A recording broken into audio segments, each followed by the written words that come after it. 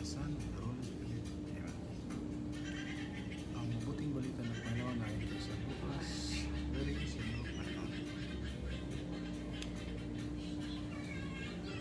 When they went through the east and found Mary and Joseph and the baby lying in a manger. And when they saw it, they made known the saying that had been told them concerning this child. And all who heard it wondered at what the shepherds told them. But Mary treasured all these things, pondering them in her heart. And the shepherds returned glorifying and praising God for all they had heard and seen, as it had been told them.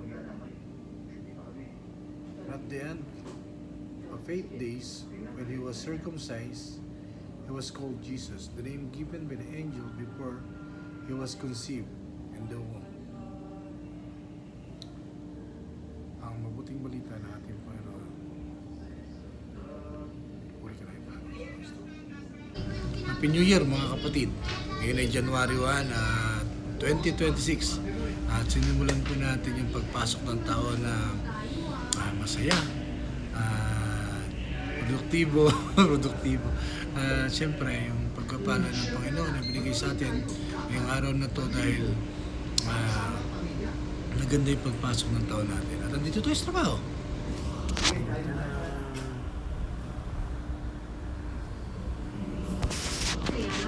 Dalawa lang kami. Yung isa nasa labas. Sa gospel po natin, saan English po yung binasa po natin. Kasi meron po ako dito New Testament na packet, Bible. English po yung binasa po natin. Kung saan nakita nga si Mary, si Maria at si Jose. Joseph, siyempre si Baby Jesus na nandoon sa sabsaban.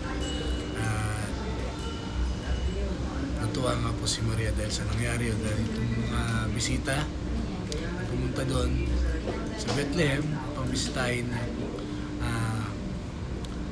anak ng Diyos. Si Jesucristo ay sinabihan nga sila ng anghel. Lubos yung ipinagpasalamat ni Maria sa pangyayari yon, at bago umalis pastol kung saan ay bibigay sila ng papuri at nagalak ng gusto dahil sa sinabi ng anghel. At lubos na silang nagpasalamat. Ganun din tayo dahil sa pagsilong ng Jesucristo, dapat tayo magalak dahil ang pagdating niya dito sa mundo hindi lang para kay Maria, hindi lang para kay Jose, hindi lang para sa bayan ng Israel, kundi para sa mundo, para sa sanlibutan. Diba? Na kung saan, pagkalipas nga ng walong araw, na kung saan ay circumcised, sinuli si Jesucristo at ibinigay yung pangalang Jesus, na kung saan ay sinabi ng anghel na nasa sinapupunan pa ni Maria. Diba? Kaya napakaganda po ng taon na to para simulan natin ng paglapit natin kay Jesucristo. Siya magsimula ng ating taon kung saan siya rin pinagsara ng nakalipas na taon. At ngayon, 2026, bigyan niya tayo ng gabay, lagi niya tayo bantayan, mahalin, biyayaan ang mga biyaya na nagmumula sa Kanya. Gawin natin itong maganda hanggang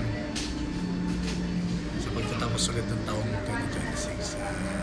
Bigyan niya tayo ng lakas upang harapin yung lahat ng pagsubok, lahat ng bigat, lahat ng ano pa darating sa buhay natin. Huwag tayong mamiling ng madaling buhay. Ang hilingin natin yung lakas para harapin kung ano bang hirap na darating sa ating buhay.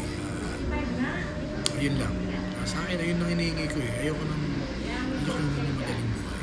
Gusto ko, Lord, lagi ka nandyan sa akin. Para kung ano bang hirap ang dumating sa akin, kaya kong lang pasan. Basta't kasama kita. Sa ngalan ni Jesucristo, na ating Panginoon ng tagapagligtas. Salamat, Ama. Amen. Tricolores.